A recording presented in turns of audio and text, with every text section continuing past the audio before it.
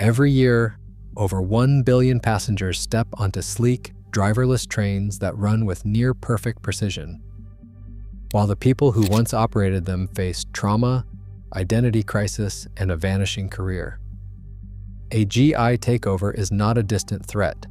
It is already reshaping lives beneath our feet.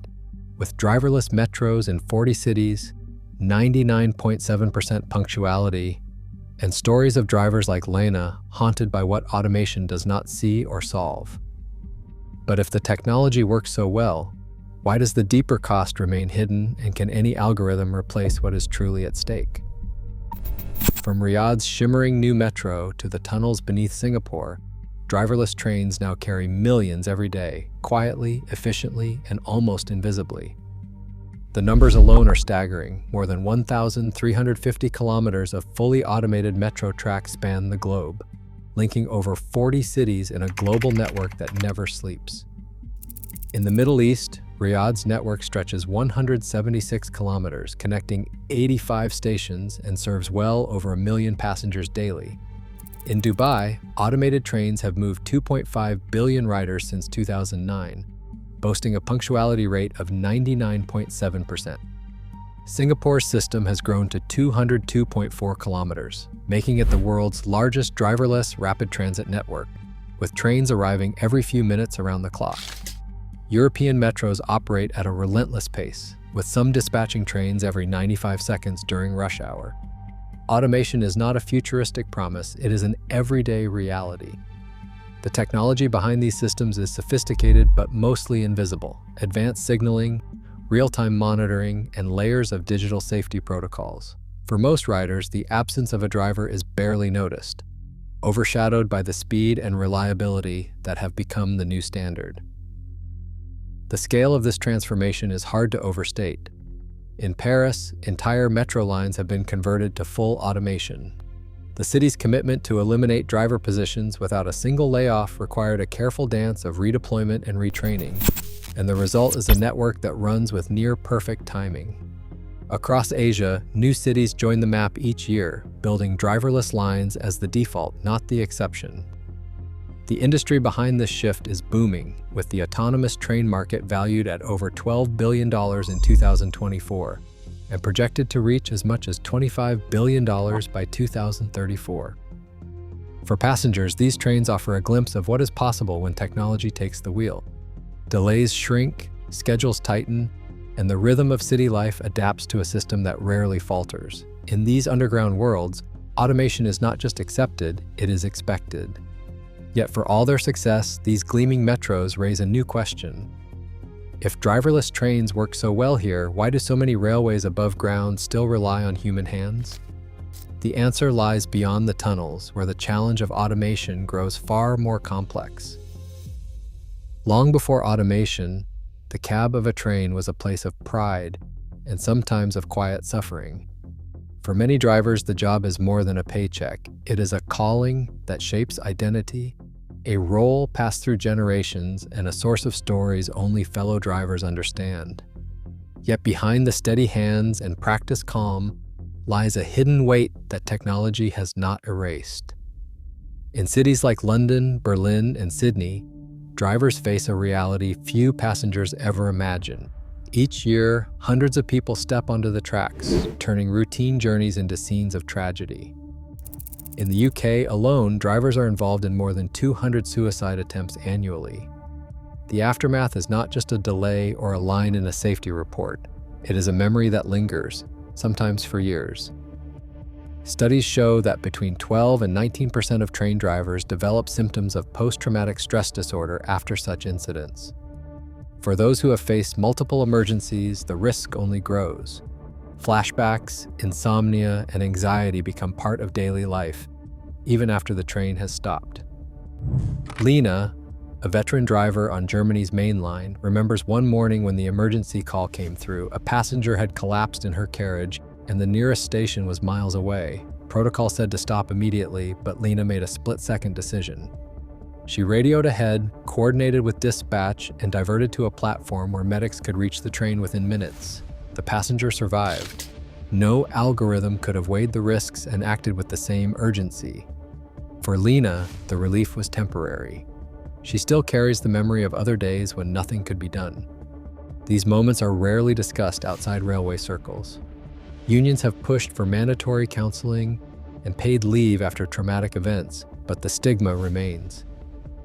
Nearly a quarter of drivers avoid reporting psychological distress, fearing it will be seen as weakness.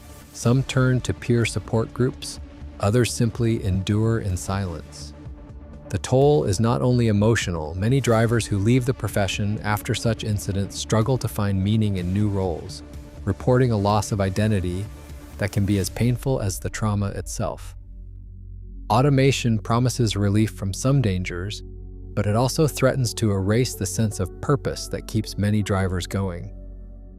The job is more than operating controls. It is about responsibility, vigilance, and the quiet courage of facing the unknown. As technology advances, the risk is that these human stories will be lost, replaced by the hum of machines and the silence of empty cabs. On open mainline rail, the promise of automation collides with the hard limits of physics and engineering. Unlike the enclosed tunnels of metro systems, mainline tracks stretch for hundreds of kilometers through open countryside, across road crossings, and into unpredictable weather. Trains travel at speeds of 80 kilometers per hour or more, demanding stopping distances that can reach 700 meters, far beyond what most sensors can reliably see.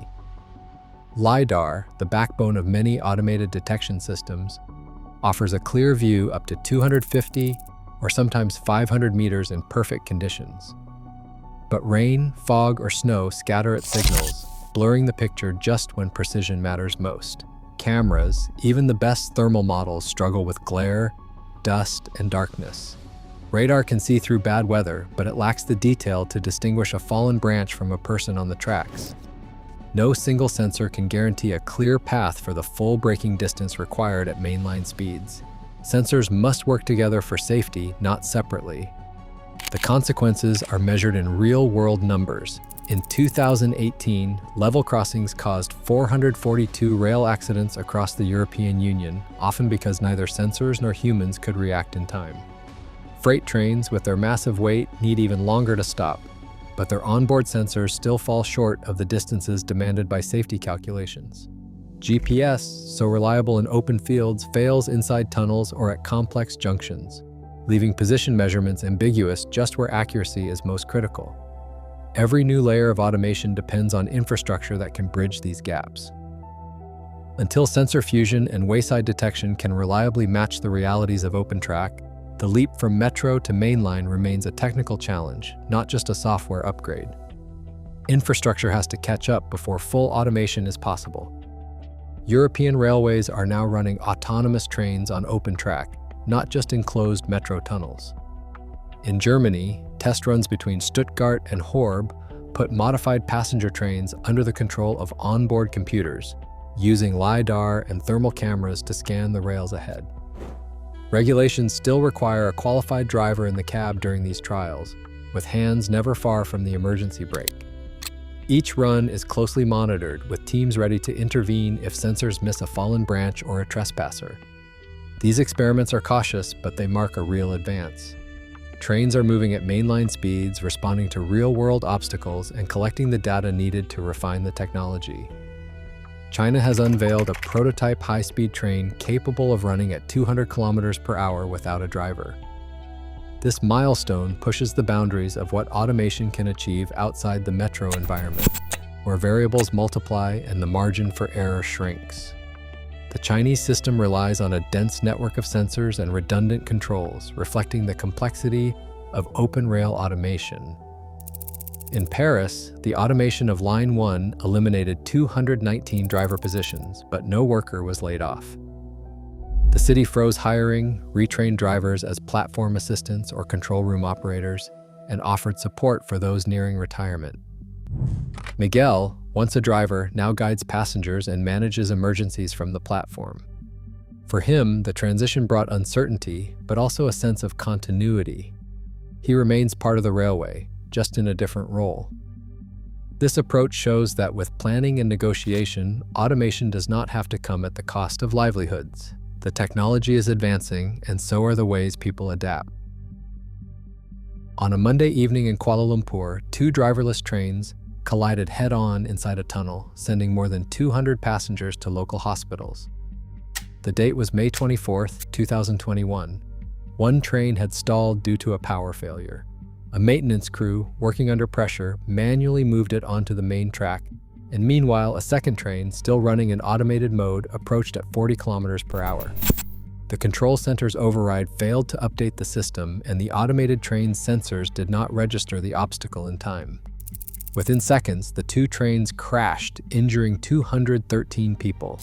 5 were left in critical condition. It was the worst rail accident in Malaysian history. Investigators found that the technology itself had not failed outright. Instead, a gap opened between human procedures and automated systems. Staff lacked proper training for manual overrides in a mostly automated environment. The system assumed the track was clear, and no redundant obstacle detection was active during the manual intervention. The result was chaos, a hybrid failure, not a pure machine error, but not a simple human mistake either. The dangers of this in-between state are not confined to Southeast Asia. In the United States, metro systems reintroducing automation have logged dozens, sometimes hundreds, of station overruns during transition phases. Washington Metro reported more than 100 such incidents in a single year after restoring automated control. Each overrun was a warning sign. When humans and machines share the controls, even a moment's confusion can put lives at risk. Automation promises precision, but the handoff between people and algorithms remains a fragile link, one that can snap without warning. Railways employ a workforce that stretches across continents and generations. In the United States, nearly 78,000 people work on the railroads, with about 27,000 holding the title of locomotive engineer, a job that pays a median of $77,400 a year. The United Kingdom counts between 21,000 and 22,000 train drivers, most earning upwards of £60,000, with recent settlements pushing that figure even higher. In China, the scale is vast. 1.78 million railway workers keep the world's busiest rail network moving. Across the European Union, rail supports around 765,000 jobs, but these numbers are more than statistics. They represent families, communities, and a tradition of skilled work. Unions remain a powerful force, especially in the UK, where 96% of train drivers belong to a union. This high level of organization has translated into real bargaining power. Recent strike actions in Britain, coordinated by these unions, secured a 15% pay increase and forced the government and operators to the negotiating table. The impact rippled through the economy, costing the hospitality sector billions. For workers like Omar, a driver in Manchester, the numbers are personal. Each statistic is a colleague, a friend, or a neighbor. The scale of employment and the strength of organized labor mean that any move toward automation is not just a technical upgrade, it is a direct challenge to the livelihoods of hundreds of thousands.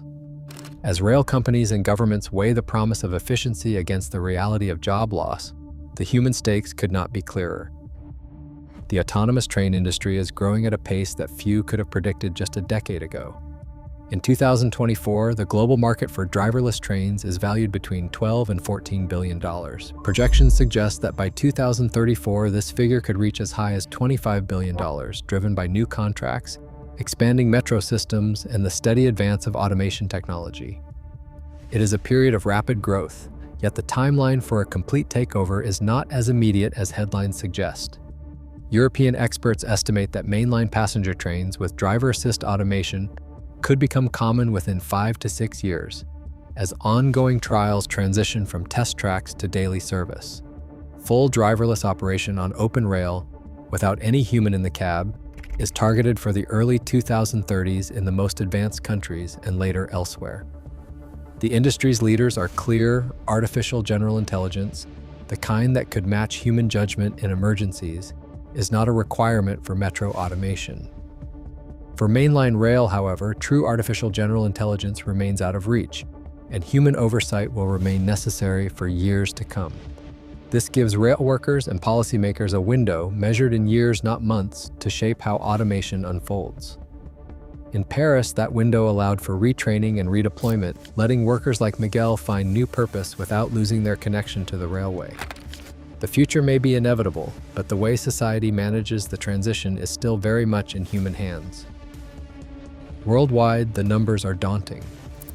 By 2030, up to 375 million workers may need to change jobs because of automation, nearly 1 in 7 people in the global workforce. Transport workers, including train drivers, are at the heart of this upheaval. Decades of research show that for those displaced, the economic hit can be permanent. 10 years after losing their job, workers earn on average 25% less than peers who kept their jobs. The risk is greatest for those nearing retirement or lacking access to retraining programs. But these outcomes are not inevitable.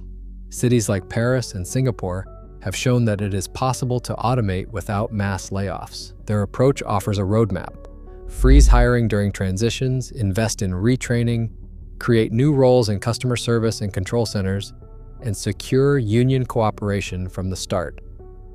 For Lena, contemplating her own future as automation expands, the difference between managed change and sudden disruption is deeply personal. The checklist for a humane rollout is clear: early planning, guaranteed retraining, income protection, and a voice for workers at every step. The technology may be unstoppable, but the way it is deployed remains a choice, one that will define the next chapter for millions. Today, over 2 million train drivers face a future shaped by code, not contracts. As automation accelerates, the real challenge isn't whether robots can drive trains, but whether societies can steer change without leaving workers behind. The tracks toward progress are laid, but how we travel them decides who keeps a seat. What would you do if your job vanished overnight? Let's talk about it below.